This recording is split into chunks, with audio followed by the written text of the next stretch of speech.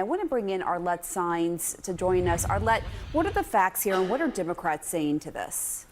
Well, really right now, what we are hearing from both Speaker Mike Johnson and Democratic leadership is them engaging in this messaging war over who is to blame for this current shutdown. What Republicans are arguing is that they believe that any negotiations about extending those expiring Obamacare subsidies, which is really central to Democrats' arguments and demands, that those discussions can't happen until the government is reopened. And as Speaker Johnson pointed out, they believe that this is an issue that can be handled a little bit later down the road. Those subsidies are set to expire on December 31st at the end of the year. So what Republicans like Speaker Johnson are arguing is Democrats need to reopen the government and allow the work to continue to negotiate for actual negotiations to begin about how to extend or possibly reform those enhanced Obamacare subsidies. But Democrats, meanwhile, are arguing that those conversations need to happen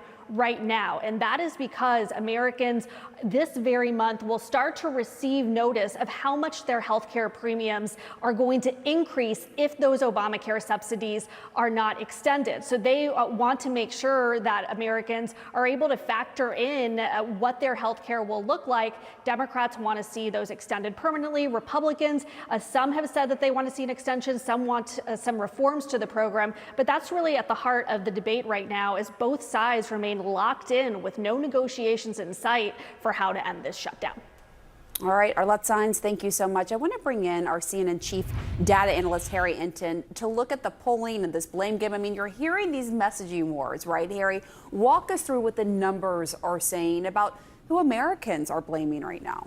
Yeah, I just saw the speaker up there trying to place the blame on Democrats, but I got to be honest with you, you look at the polling data and they simply put not buying Speaker Johnson's arguments. What are we talking about? Well, why don't we just blame more for the 2025 shutdown? Normally, when you see Republican on the screen, that's a good thing because they're leading. But in this case, it's a bad thing because more Americans are blaming him for the shutdown. And you can see it's a sweep across the board. You look at the New York Times poll, blame Republicans more by 7 points. How about the CBS poll, came out yesterday? Blame Republicans more by 9 points. How about the Marist University poll? Blame Republicans more by 12 points. And then the Washington Post poll takes the cake, blaming Republicans more by 17 points. You average it all together, and we're talking about a double-digit margin in which more Americans are blaming the Republicans than the Democrats. Now, perhaps that shouldn't be so surprising to students of history. Why? Because we've had a number of shutdowns in the past. And which party almost always, or basically always, seems to get blamed?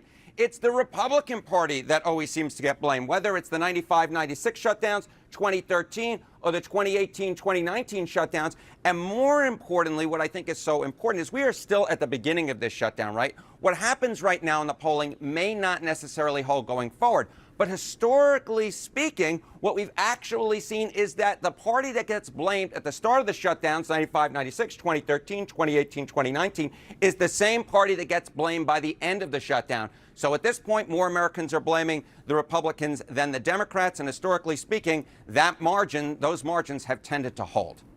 That's interesting. So how many Americans dislike both sides here? You show the Republican side that right now Americans are blaming Republicans, but overall, what about both sides? Yeah, okay. So, we're talking, we saw the margins, right here where more folks are blaming Republicans than Democrats. But of course, what about people who don't like either side, right? What about this? So blame more for the shutdown. Look, you got Republicans at 39%, Democrats at 27%.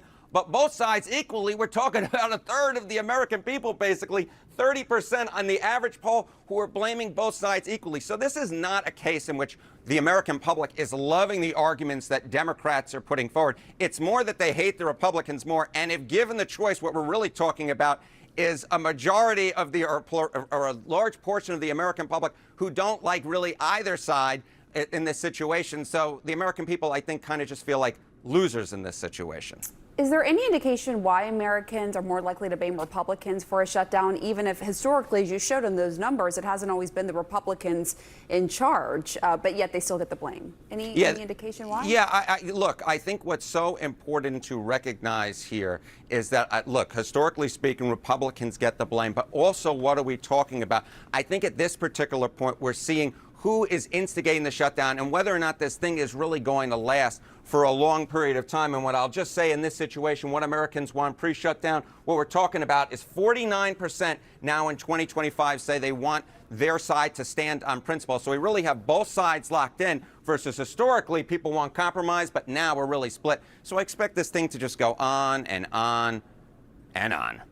And as a result, you have federal workers who won't potentially get, their paychecks, and this could really impact Americans. All right, Harry Hinton, thank you so much. Thank you.